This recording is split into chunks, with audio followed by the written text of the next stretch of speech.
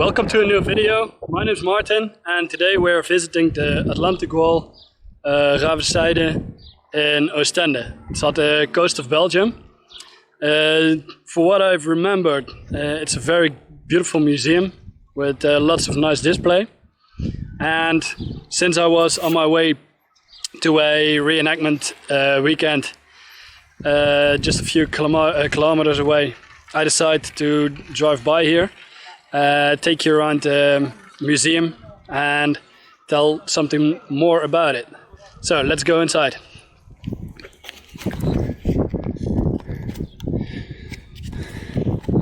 So this would be the entrance of the museum. As you can see right up to there. This was just one of many places of the Atlantic Wall, which was built by the Germans during the Second World War. So, according to regulations, we have to wear a face mask. Oh, this one's locked.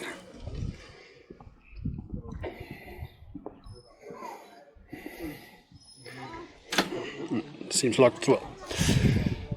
Let's find the entrance. So just entered the museum. This is what looks like a contact mine. It's a sea mine. As you can see right there. This thing is about, let's say, 1 meter high and 1 meter in diameter.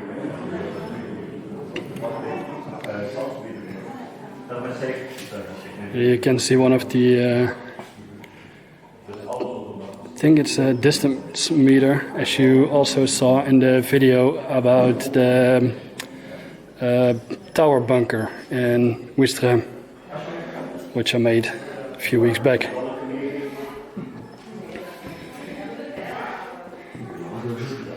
And right here there's a searchlight. So when I visited last time here, you have to enter the museum. The entry of the museum would be right over here.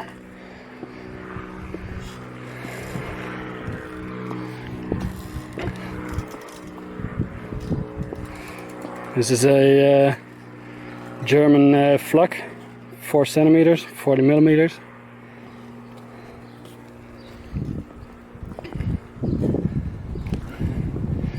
This would be one of those torpedoes, kind of what you also saw or gonna see in the video about the German U-boat, of the French U-boat, excuse me.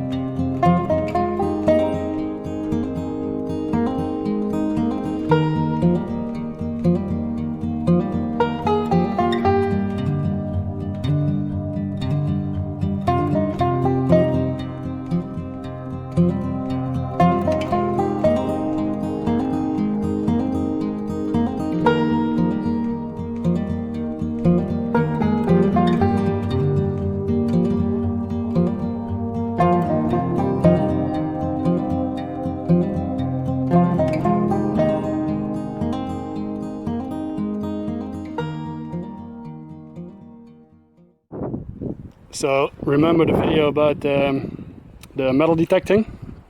We found this 20 millimeter shells and bullets, and it would be probably coming from one of these.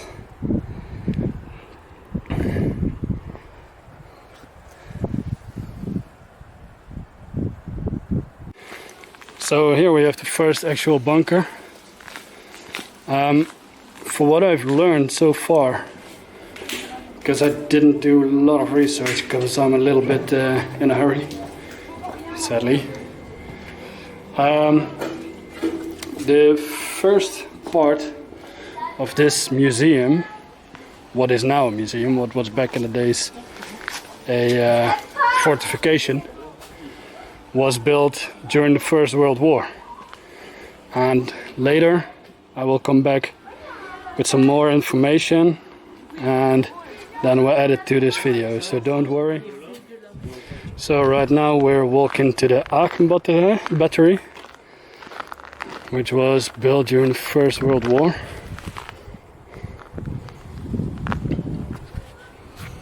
As you can see here, let's see, English. There's a little bit of information. Once again, if you want to read it, please pause the video.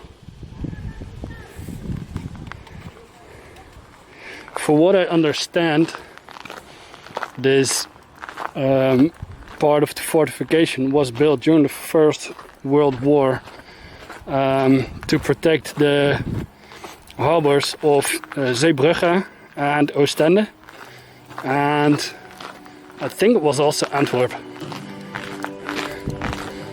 But since I'm not too familiar in the First World War, I will continue for now to the Second World War. Let's go.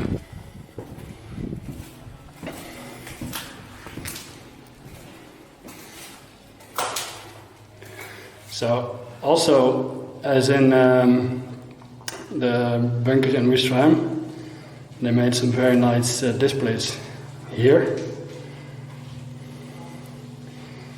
So beside of the bunkers and fortification itself, you can also check out the museum, which contain a lot of displays of Germans wearing actual uniforms, and they show how they lived.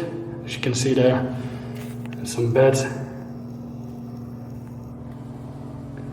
their helmets, probably, as I can see, with the gas mask canisters underneath them. It's a little bit dark in here.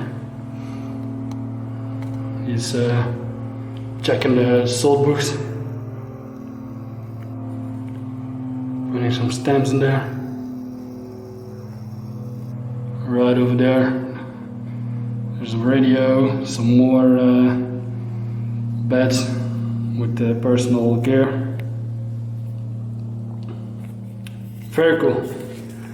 Let's continue. So we walk up the stairs, and then you will enter these very narrow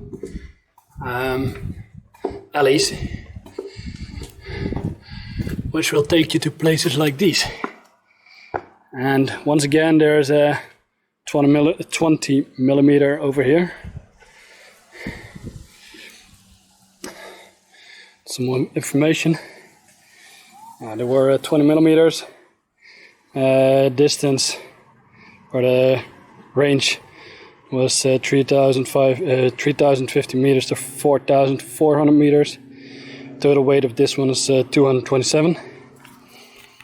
And it was built in 1928.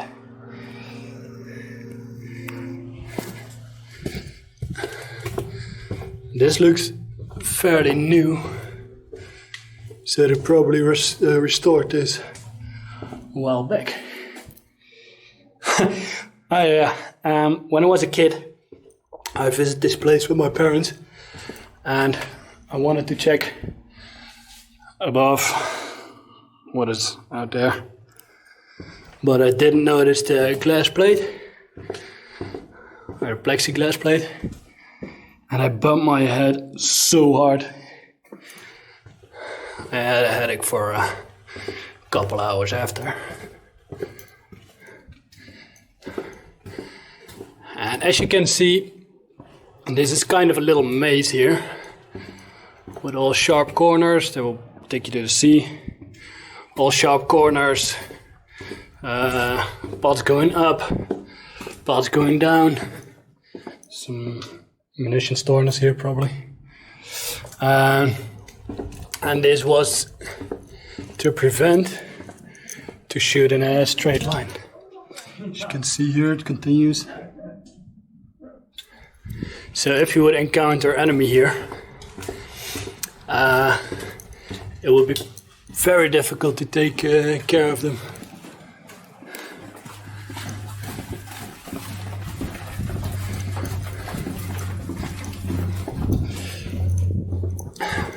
But it also protects yourself, of course.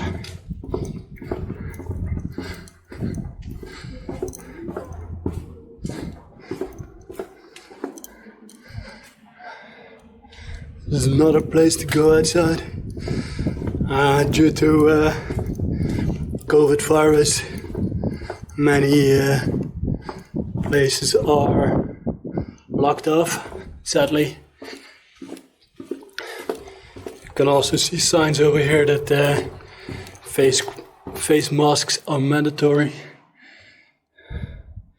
Oh man, it's too bad it's a little bit bright outside, so you can't really see what's up there. It's just a little wall, but maybe from this side? No, I'm sorry. But yeah, there were probably some more defense posts outside to put machine guns or 20 millimeters or 40 millimeter cannons outside. So, oh, this is cool too. Just check it out. It's a little bit bad, in my opinion, always, that on these kinds of places the grass is so tall. Because I don't know if it was like that during the war as well. And I always think that it would be very cool if everything would be as accurate as possible. But hey, who am I?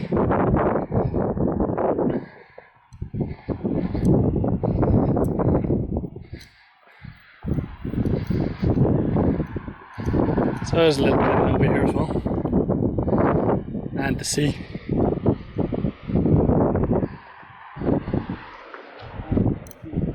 First, let's go in this bunker.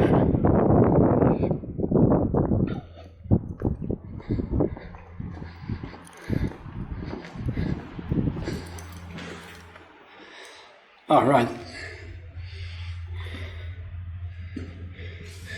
Maybe it's a little hard to see because of the reflection, but this look, I'm not quite sure, but this look like spare parts or something for the cannon. And on this side there's the ammunition storage.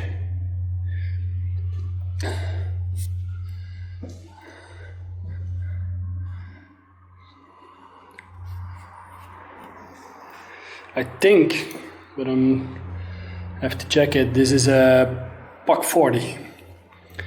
Be 75 millimeter cannon. Oh, very cool, right over here.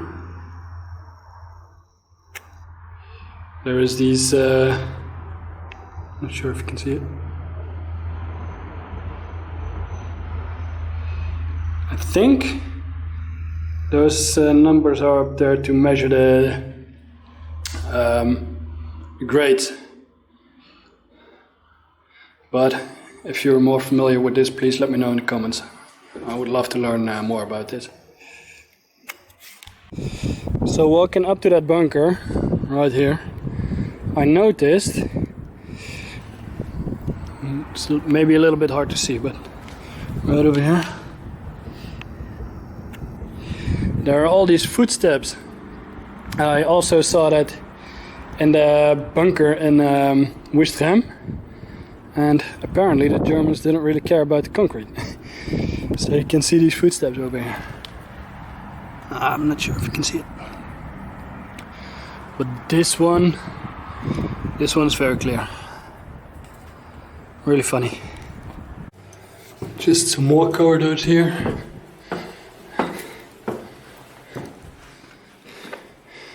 I think this would be an officer's room, because of the beds are a bit more luxurious. I'm not quite sure how to say it, how to pronounce it. They had a stove, these lockers.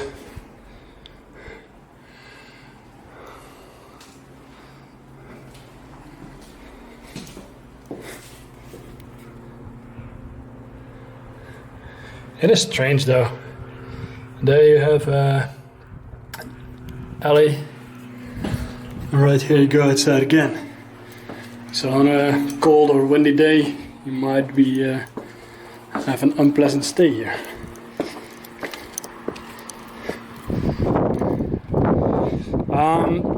This part of the beach wasn't invaded during the Second World War, because this is all in Belgium and not in France.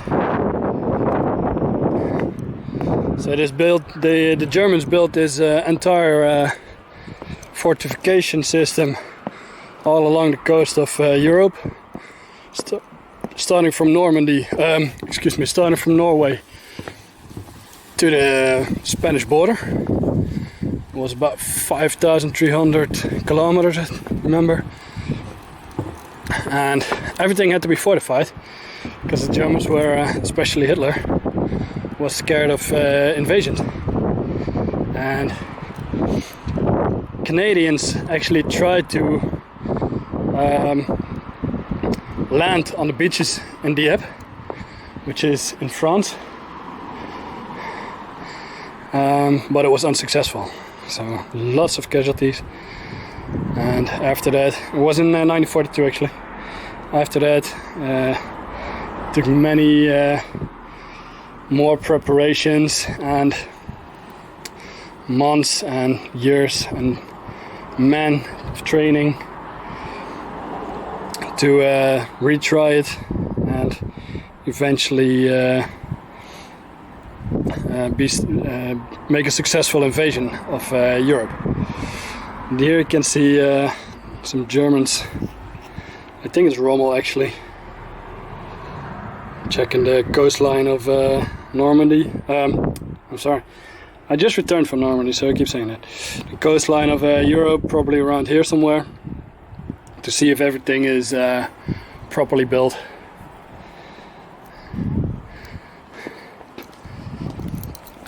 There should be some guard post, so you can stay dry or out of the wind for a little bit, to smoke a cigarette or whatever.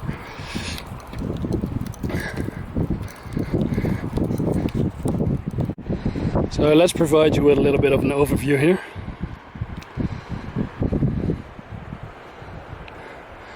There's one of the searchlights.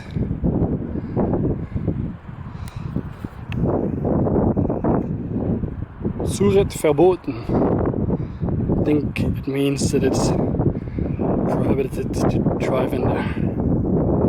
So, as you can see here, this is a very interesting part actually. Hold up. These are all kinds of structures used on the beaches of Europe to prevent Allied forces from entering the beach. So these posts with mines on top, and there which you can see with the bomb on top, they were placed underwater. So if one of those landing crafts would drift over it, the mine or the bomb would explode. Yeah, probably damaging the boat itself, killing the crew inside, and especially with high tide, they were just submerged, so you couldn't see them. This big thing over there was used against tanks, as well as these concrete structures, these metal beams, which were actually made out of parts of railway. and hedgehog, all made to prevent vehicles from getting up on the shore. Let's continue. So right here, this little building was used by officers, I think. The fisherman's cottage was constructed in 1936. But it seems to me inside it looks like officers, probably some high officers establishment. Right there you can see the 20 millimeters which we found. So sorry for the shaky view, but now you can see how they should look. Yeah, I did some research on them and I decided to discard mine because they're just dangerous. If you ever find them, just let them be or give them to call the police. I don't give them because they don't like that. Call the police so they can take care of it, because there's explosives inside and it can cost you your hand if not handled properly. So right here there's a little bit more information. Show you some of the original pictures.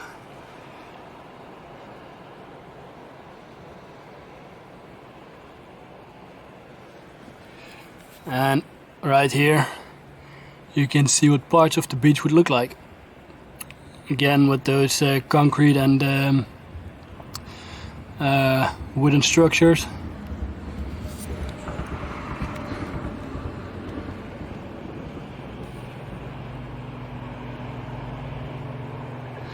And right here is 120 millimeter cannon.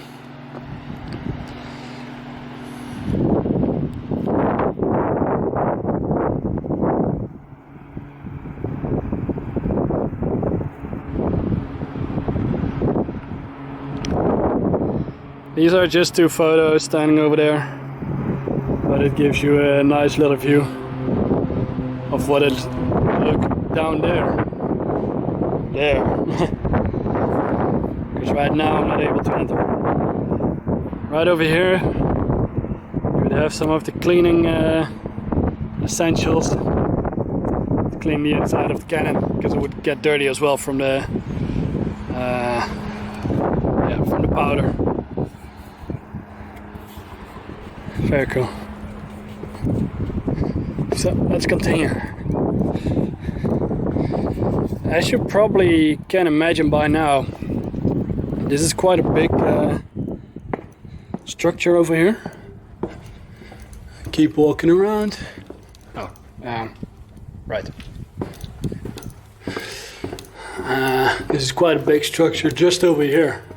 Just imagine how big it would be on the entire European coastline, also including the structures for defense.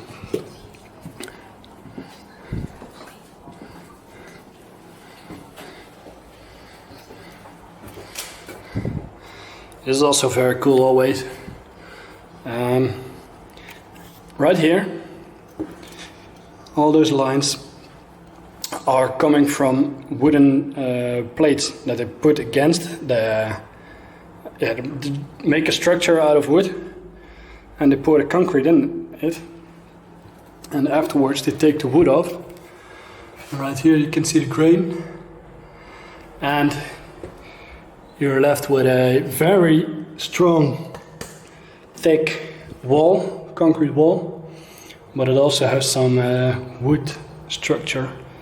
And to this day, you're still able to see how it's made. Once again, oh, this is not to lean on. Once again here, it's a very nice little display that they made. Overlooking the sea.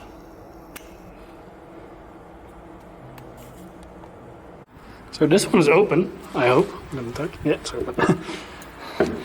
And this would be, there's all barbed wire and shrubs here. But this would probably be one of the machine gun posts. As you can see, it's some room here. Probably for a gunner and his assistant. Put some ammo boxes up there probably. And you could fire almost 180 degrees here. Yeah, once again too bad they didn't cut the grass, but yeah, that's just me. So right here, it would be the ammunition bunker. And it's just stacked on there. This doesn't go further than here. It's just little. Well, for what I could see, there's a massive slab of concrete on here. Because of course you didn't want to have plane bombs enter the armory or the ammunition bunker, destroying all your ammunition. So right here there's a little courtyard, and there's some washing tables.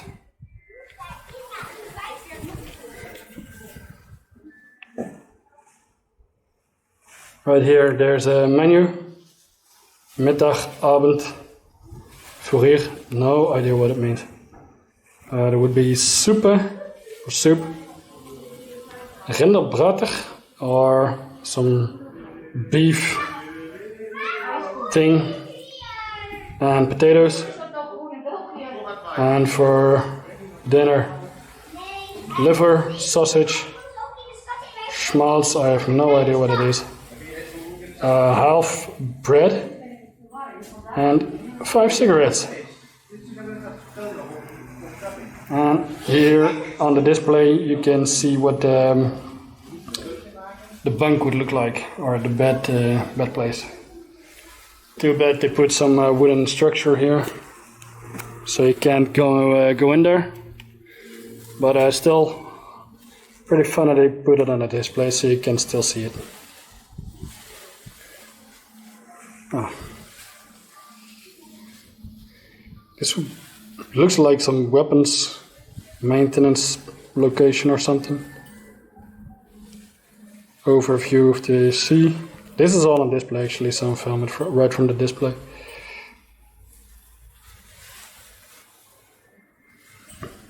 Oh, there we go again. Right here I saw a engine. So I'm not sure if this would be the engine to provide the surrounding with energy for electrical power and stuff and heating. But it sure looks cool.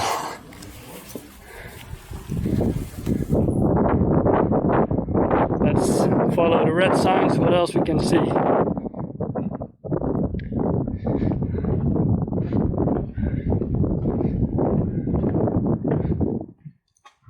I have to go this way.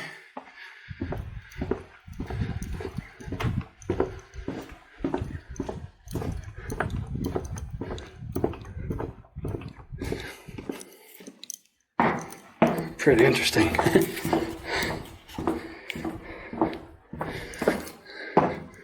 There's all these little stairs to go around. Of course, these wooden stairs wouldn't be back in the days. But there's some more that we can check out here. Oh, yeah.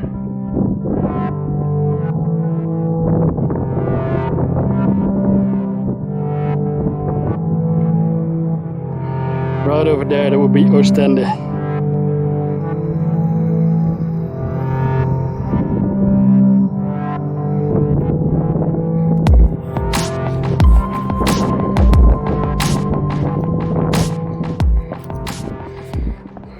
another gun emplacement for Buck 36. It's 37mm cannon, as you can see right here. But they took it away.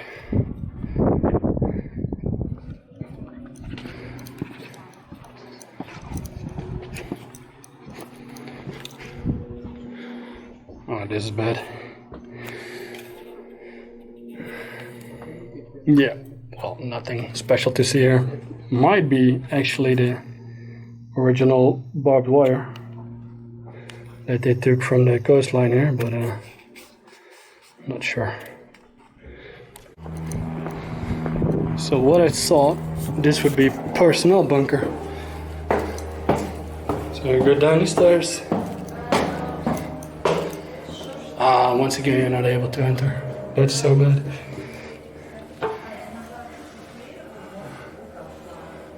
I can see a stove over there, but that's all. And right there it says Noodausgang, Noodausgang, which means emergency exit. And right on this side you can see some bunks, some German working over there, but yeah, as I said, it's not able to enter here. Too bad. Let me go up the stairs again.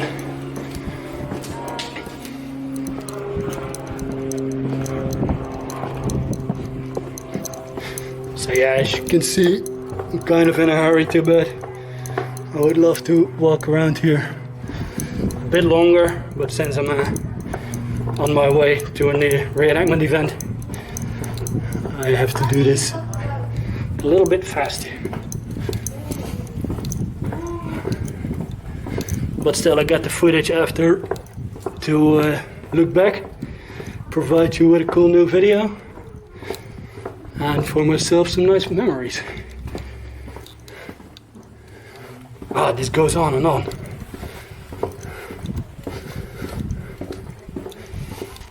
Of course, you'll be well protected from air raids, bombings. So going around the corner, there's another 40mm flak, 28 Bofors. I'm reading all this from the sun.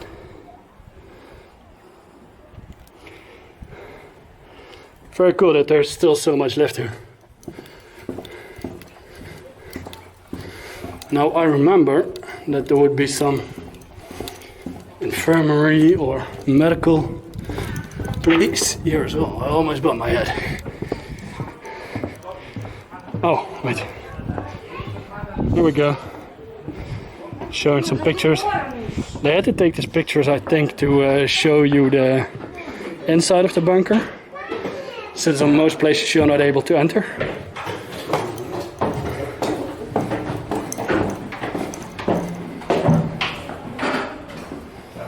Yeah, once again. Too bad these walls are a little bit bigger, so I can't show you around the corner. Let's see what else they have.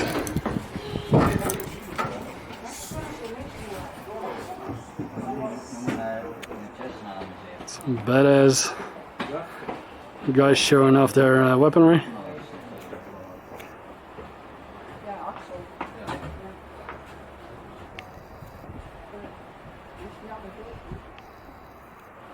Yeah, sorry for the angle. Right here, there's a Canadian flag. Let's see what that has to tell us. Oh, let's check this out. I was telling you a little bit back about the Canadian invasion Dieppe. Stupid reflection. And I think they made some display over here to portray a little bit of that. It's not much, but still interesting. So right under this 40mm, there's a little room here. It's so small. You can't stand up straight. I think this would be another ammunition storage.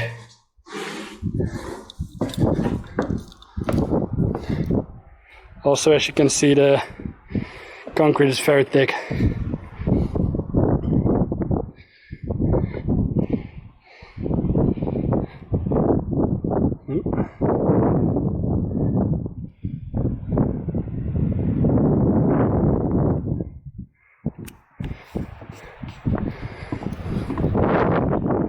And right here we have the other side of the beach obstacles.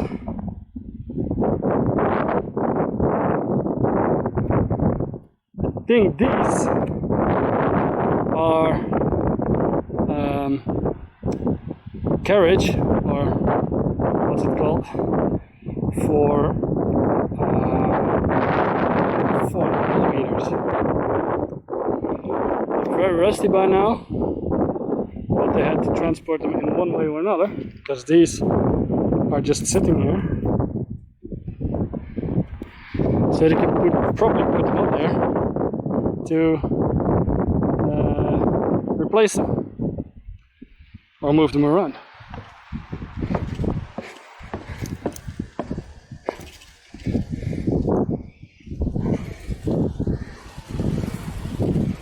It's a bit bright. This tells a story about the clearing of the beach, from what I can see, to undo them from the mines. There's a very accurate movie, it's a Danish movie called Land of Mine, where you can see after the war German prisoners are to undo the beach of Denmark of landmines and other explosives that were buried there. If you haven't seen that movie, go check it out, because it's really worth it. So this would be the end of the tour, I'm afraid. But before saying that for sure, there's another corner here, so we're gonna check that out as well.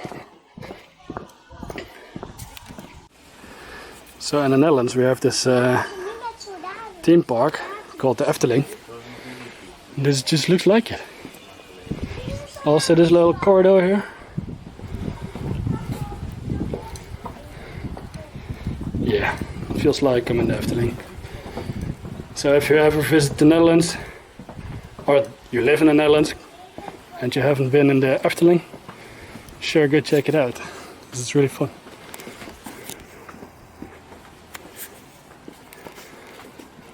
Right here I'm going to show you some more of the original pictures.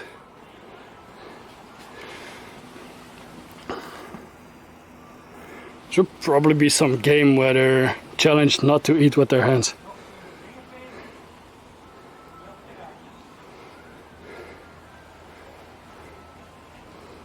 There's some officers. So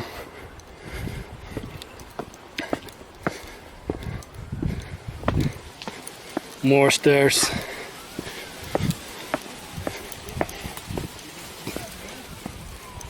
And little small corridor again.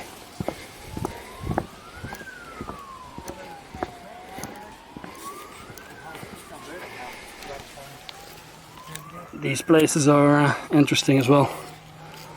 I used to play airsoft when a few years back, and we always visited this site in the north of France. It's called Leoville. I will go there again to make a video someday. And it was used during the First World War, and they had all kinds of these little entrances here, filled with dirt, and it was always exciting to think about what could be behind there.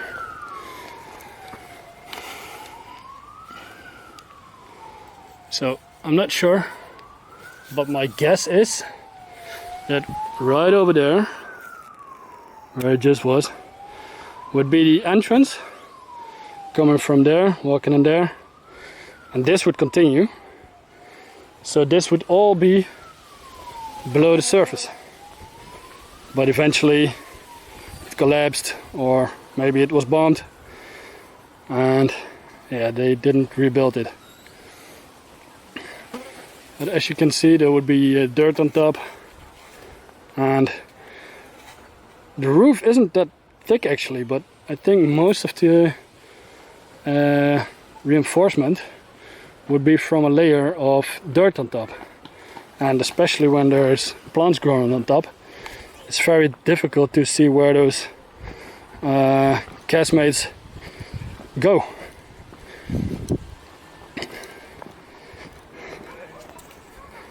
So I think this is the exit. Oh yes, this is the exit. Too bad. Right here there's a beautiful picture.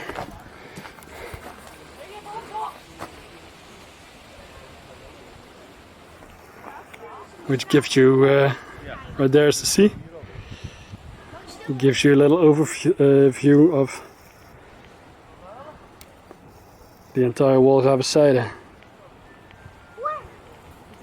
Very nice. So this will be the end of the tour.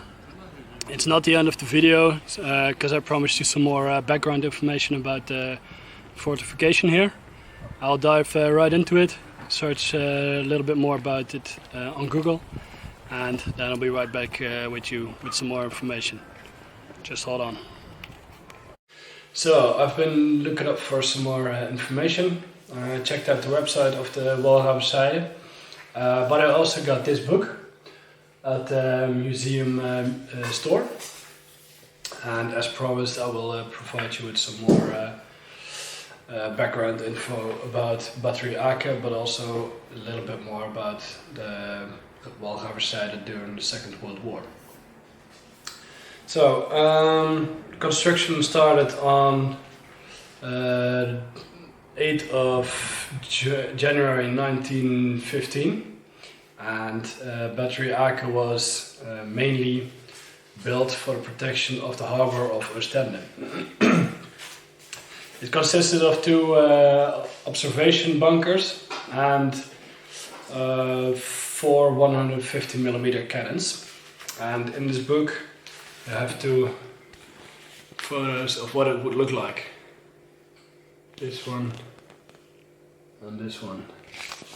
And these two small rooms or doors, what you can see on the picture, they were used for ammunition and powder storage.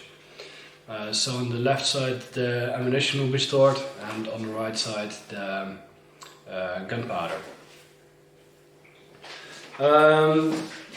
Yeah, like I said, it was used to provide protection for the harbor of Ostende, but also so Allied forces were not able to start an invasion of Belgium via this side of the beach of Belgium. So during the Second World War, Organisation Todt was responsible for building most of the Atlantic Wall. And let me see, I have to check out my paper. It was named after Frits Todt, who was a German, I think he was with the engineers. In the Netherlands we call it the genie. He was also responsible for building most of the autobahn in the pre-war years. Once again, this part was of the Atlantic Wall was to provide cover for the surrounding harbors, like Zeebrugge, Antwerp, Ostende and Newport. On the 9th of September 1944, the Canadian forces liberated Ostende, and therefore also the display was made in this museum. First I thought it was for the invasion of Dieppe, which happened in 1942, but I was wrong. So excuse me for that. In this book, right here on this page, you can also see camouflage on the bunkers, and here and there in this video you would still be able to see some camouflage on the bunkers, which is very cool.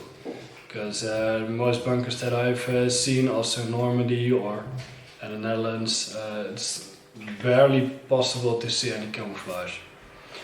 And also I visited, while visiting the Raversijde, you could see the beach obstacles. And on this page you can see what it would have actually looked like.